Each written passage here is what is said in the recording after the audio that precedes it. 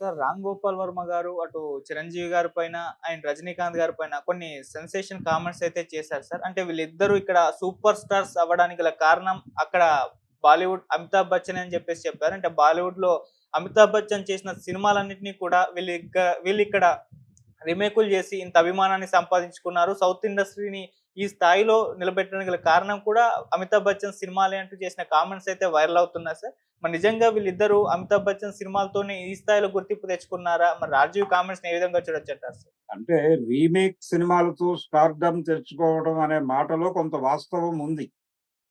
అయితే అమితాబ్ సినిమాలు మాత్రమే కాదు. అనేక మంది అనేక సినిమాలు కాపీ కొట్టి, అనేక సినిమాలు రీమేక్ చేసి, కాపీ అనే మాట కరెక్ట్ కాదు.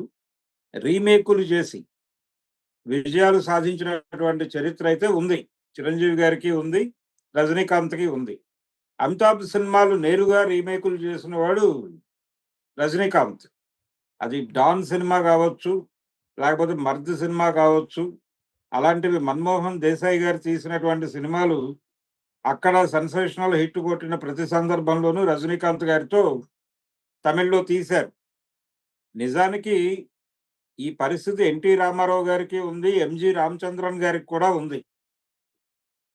చిరంజీవి, రజనీకాంత్ ప్రారంభం కాదు దీనికి. అంటే రీమేకులు అనేది ప్రూవ్డ్ సబ్జెక్ట్ అనేటువంటి ఉద్దేశంతో చాలామంది డైరెక్టర్లు, చాలామంది హీరోలు రీమేకుల మీద మోజు చూపించేవాళ్ళు. పరాయి భాషల్లో, పక్క భాషలో హిట్ కొట్టిన సినిమాని ఇమ్మీడియేట్‌గా హక్కులు కొనుక్కొచ్చేసి ఇక్కడ కథలు తయారు చేసేటువంటి పనిలో పడిపోయేవారు.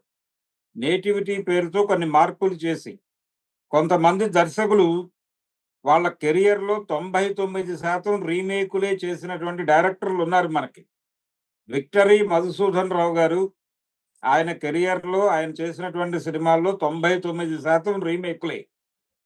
ఒకటో, రెండో సినిమాలు నవలా చిత్రాలు తీశాడాయన. అంతే తప్ప స్ట్రెయిట్‌గా ఆయన ఒక కథ ప్రిపేర్ చేసుకొని తీసినటువంటి సినిమాలు లేవు. అది పరిస్థితి. కానీ సక్సెస్‌ఫుల్ కొట్టాడాయన. అందుకని 'విక్టరీ మధుసూదన్ రావు' అంటారాయన. అలాగే 'వెంకటేష్' జీవితంలో ఇంకా 'చిరంజీవి' గురించి మాట్లాడాడీయన. చిరంజీవి కొన్ని స్ట్రెయిట్ సబ్జెక్టులు చేశాడు ఎక్కువ శాతం. తెలుగులో రీమేక్ స్టార్ అని చెప్పుకోవాలంటే 'వెంకటేష్‌ని' చెప్పుకోవాలి. ఆయన, ఆయన కెరియర్‌లో హిట్ సినిమాలన్నీ కూడా రీమేక్‌లే. కాబట్టి ఆయన్ని కూడా విక్టరీ అన్నాం మనం. 'విక్టరీ వెంకటేష్', 'విక్టరీ మధుసూదన్ రావు' వీళ్ళిద్దరి విక్టరీలు రీమేక్ విక్టరీలే. స్ట్రెయిట్ విక్టరీలు కాదు వీళ్ళిద్దరు. కానీ చిరంజీవి కెరియర్‌లో స్ట్రెయిట్ సినిమాలు కూడా గణనీయంగానే ఉన్నాయి.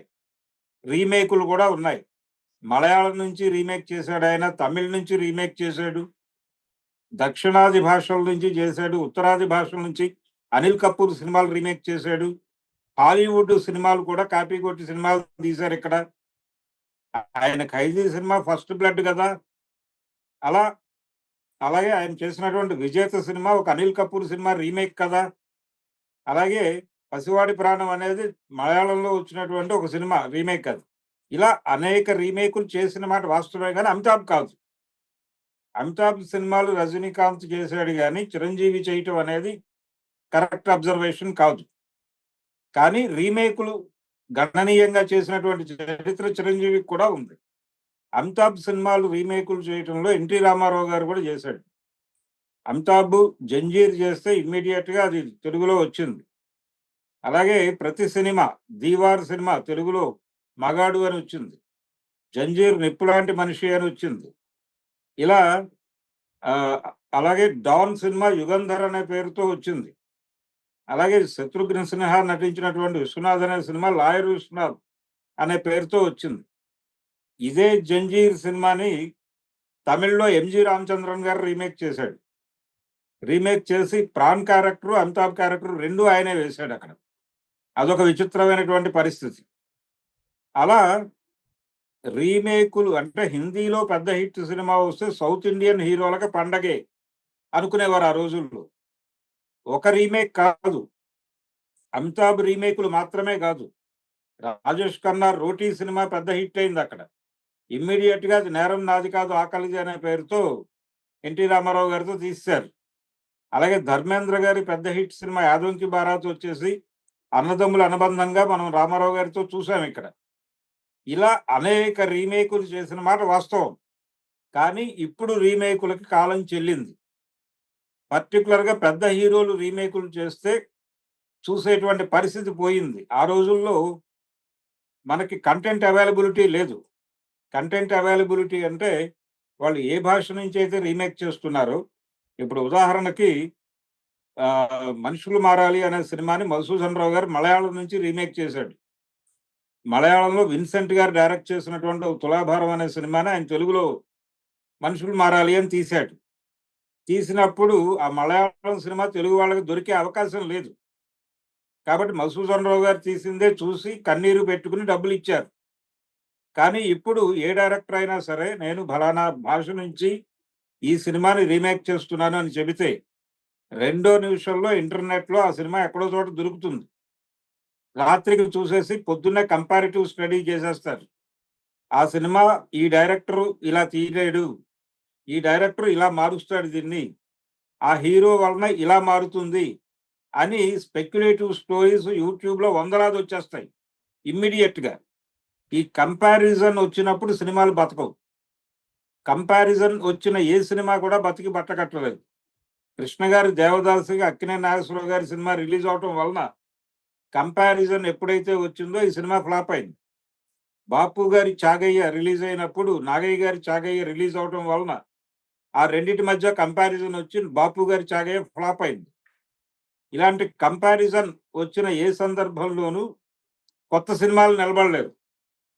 అందుకని ఈ కంపారిజన్ రావడానికి అవకాశం ఉంది ఇప్పుడు. కంటెంట్ అవైలబిలిటీ ఉంది కాబట్టి. ఇప్పుడు రీమేకులు చేయడం కుదరదు. రీమేకులకి కాలం చెల్లింది అని చిరంజీవి గారే ఒక వేదిక మీద ఆయన క్షమాపణ వేడుకున్నాడు. అంటే ఆయన కూడా ఈ మధ్య 'బోళా శంకర్' లాంటి రీమేకులు చేసి దెబ్బతిన్నాడు ఆయన. అలాగే పవన్ కళ్యాణ్ గారు 2, 3 రీమేకులు చేసి దెబ్బతిన్నాడు. ఆయన 'వకీల్ సాబ్' దగ్గర నుంచి మొదలుపెడితే వరుసగా 2 రీమేకులు చేసి 'బ్రో' సినిమా రీమేకే. దానికి ముందు చేసినటువంటి సినిమా కూడా రీమేకే. మలయాళం నుంచి రీమేక్ చేశారది. అది ఫ్లాపు. 'బ్రో' అంతకంటే ఫ్లాపు. కారణం ఏంటి? ఆ 2 సినిమాలు జనాలు విపరీతంగా చూసేశారు ఆ భాషల్లో. ఒరిజినల్ లాంగ్వేజ్‌లో. చూసిన తర్వాత వాళ్ళ ఎక్స్‌పెక్టేషన్స్‌కి మేరకు ఈ సినిమాలు లేవు. దాంతో ఇమ్మీడియేట్‌గా పక్కన పెట్టేశారు. అందుకని ప్రజలకి కంటెంట్ అవైలబిలిటీ ఉంది కాబట్టి ఇప్పుడు రీమేకులకి కాలం చెల్లింది. అందుకని ఎవరు కూడా రీమేకులు చేసే సాహసం చేయటం లేదు. మొన్న 'భైరవం' సినిమా ప్రయోగం చేశారు. అది కూడా వర్కౌట్ అవ్వలేదు. మన కళ్ళ ముందు నిన్న కాక మొన్న జరిగినటువంటి వ్యవహారం అది. అందుకని రీమేకుల మీద హిట్టులు కొట్టి సూపర్ స్టార్‌లయిన మాట వాస్తవమే. వర్మ గారు చెప్పినట్టు సౌత్ ఇండియన్ బిగ్ హీరోలందరూ తమ కెరియర్‌లో పెద్ద హిట్లు కొట్టింది రీమేకులతోనే. 'శివాజీ గణేషన్' గారి 'పాసమలార్' అనే సినిమాని 'రక్త సంబంధం' అని రామారావు గారు తెలుగులో రీమేక్ చేసి పెద్ద విజయం సాధించాడు. ఆ 'ఆలయమణి' అనేటువంటి సినిమాని 'గుడిగంటలు' అని రీమేక్ చేసి పెద్ద హిట్ కొట్టాడు. ఇలా హిట్ కొట్టని వాడెవడు రీమేక్ నుంచి. కృష్ణ గారి కెరియర్‌లో ఎన్ని రీమేకులు లేవు. కాబట్టి రీమేకులతో హిట్లు కొట్టడం అనేది సౌత్ ఇండియన్ హీరోలకి ఒక ట్రెడిషన్‌గా ఉన్నమాట వాస్తవమే. ఈ రీమేకులు అంటే అక్కడెవరు సూపర్ స్టార్‌గా ఉంటే వాడి సినిమాలన్నీ ఇక్కడ కాపీ కొడతారు. ఒక దశలో 70 దశకంలో అమితాబ్ బచ్చన్ ఎరా మొదలైంది. అమితాబ్ సినిమాలన్నీ లోకల్ హీరోలందరూ కొట్టారు. రామారావు గారు కొట్టారు, ఎంజీఆర్ గారు కొట్టారు, ప్రేమ్ నజీర్ గారు కొట్టారు, అందరూ కొట్టారు. కొట్టని వాడు పాపి అన్నట్టు తయారైంది. ఎంజీఆర్ ఎర్లీగా వెళ్ళిపోవడం వలన ఆ ప్లేస్‌లోకొచ్చిన రజనీకాంత్‌కి అమితాబ్ సినిమాలు కాపీ కొట్టే అదృష్టం దక్కింది. అందుకని ఆయన చేశాడు కొన్ని సినిమాలు. 'డాన్' లాంటి సినిమాలు. రామారావు గారు ఉండటం వలన ఆ 'డాన్' రీమేక్ ఆయనే చేశాడు 'యుగంధర్' అనే పేరుతో. సో, రీమేకుల మీద బతికిన మాట వాస్తవం. అమితాబ్ మీద చిరంజీవి బతికాడనే మాట కరెక్ట్ కాదు. చిరంజీవి కాదు, రజనీకాంత్ నడిపాడు కొంత కథ. చిరంజీవి రీమేకుల మీద కథ నడిపాడు. ఆ రీమేకులు అనేక లాంగ్వేజెస్‌లోంచి కొట్టారు. ముఖ్యంగా తమిళ, మలయాళ భాషల నుంచి ఎక్కువ.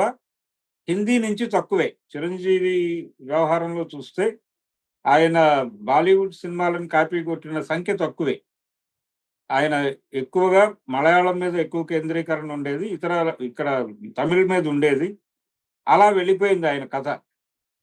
ఇప్పుడు రీమేకుల దృశ్యమే ముగిసింది. అందుకని వర్మ గారు కొంచెం నోస్టాల్జియాలో మాట్లాడుతూ వేగ్గా ఒక మాట అన్నాడు. అంటే రీమేకుల మీద బతికారు సౌత్ ఇండియన్ హీరోలు అంటే బాగుండేది. ఒక టైంలో రీమేకుల మీద సౌత్ ఇండియన్ హీరోలు అందరూ వాళ్ళ కెరియర్లు నడిపించారు అంటే కరెక్ట్ స్టేట్మెంట్ అది. అమితాబ్ మీద నడిపించారు అనేది కరెక్ట్ కాదు. ఇది ఆయన కరెక్ట్ చేసుకోవాల్సినటువంటి వ్యవహారం. అది చెప్తూనే ఇప్పుడు సౌత్ ఇండియానే డామినేట్ చేస్తుంది దాన్ని అన్న కంపారిజన్ లో అది చెప్పారు. ఫస్ట్ అప్పుడు మనం సౌత్ ఇండియన్ సినిమాలు రీమేక్ ఎవరు చేయట్లేదుగా. రీమేకులు లేవు ఇప్పుడు. వీళ్ళు అక్కడ మార్కెట్ లోకి వెళ్తున్నారు విత్ టోటల్ కంటెంట్. ఈ సినిమాని అక్కడ రీమేక్ చేయట్లా వేరే వాళ్ళు ఎవరు. మన్మోహన్ దేశాయ్ అనే డైరెక్టర్ చేసిన సినిమాని యాజ్ ఇట్ ఈస్ గా తీసుకొచ్చి ఇక్కడ ఇంకో డైరెక్టర్ చేసేవాడు. ఆ పరిస్థితి కాదు ఇప్పుడు. వీళ్ళే మార్కెట్ ఎక్స్పాన్షన్ ప్రోగ్రామ్. అలాగే వాళ్ళకి ఆల్రెడీ మార్కెట్ ఎక్స్పాన్షన్ గతంలో ఉంది. ఇప్పుడు ఇంకొంచెం కేంద్రీకరిస్తున్నారు. అయితే వాళ్ళు ఇక్కడికి వచ్చిన డబ్బులు తీసుకెళ్ళటం అనేది పాతకాలం నుంచి తెలిసిన విషయమే కాబట్టి ఇప్పుడు వాళ్ళు ఎక్కువ డబ్బులు తీసుకెళ్ళలేకపోతున్నారే అనే బాధ ఉంది చాలా మందికి. వీళ్ళు ఇక్కడ లోకల్ మార్కెట్లో తక్కువ డబ్బులు చేసుకునేవాళ్ళు. వీళ్ళు ఇప్పుడు అంతర్జాతీయ మార్కెట్కి వెళ్ళి ఎక్కువ డబ్బులు తెచ్చుకుంటున్నారు. దాంతో వీళ్ళు ఎక్కువ డబ్బులు తెచ్చుకుంటున్నారు అనే పెయిన్ చాలా మందిలో ఉంది. సౌత్ ఇండియా వాళ్ళు టోటల్ అన్ని లాంగ్వేజెస్లోనూ సినిమాలు డబ్బులన్నీ పట్టుకొచ్చేసుకుంటున్నారు అనే బాధ ఉంది. కాబట్టి ఇది వేరు. రీమేకుల గొడవ వేరు, ఈ గొడవ వేరు. అందుకని ఇది మార్కెట్ ఎక్స్పాన్షన్ ప్రోగ్రామ్ గానే చూడాలి. ఆ ఎక్స్పాన్షన్ లో వీళ్ళు సక్సెస్ కొట్టారు. వీళ్ళు సక్సెస్ కొట్టడానికి కూడా ఒక ప్రాతిపదిక ఉంది. ఇంతకు ముందు లోకల్ మార్కెట్ లో 10 రూపాయలే చూసే తెలుగు సినిమా ఇప్పుడు 1000 కోట్లు చూస్తోంది, 1200 కోట్లు చూస్తోంది, 1500 కోట్లు చూస్తోంది. ఇది అవతల వాళ్ళకి కడుపు మండేలాగా చేస్తోంది. ఇది సక్సెస్. దీని గురించి మాట్లాడుకోవచ్చు. Thank you so much sir. Thank you.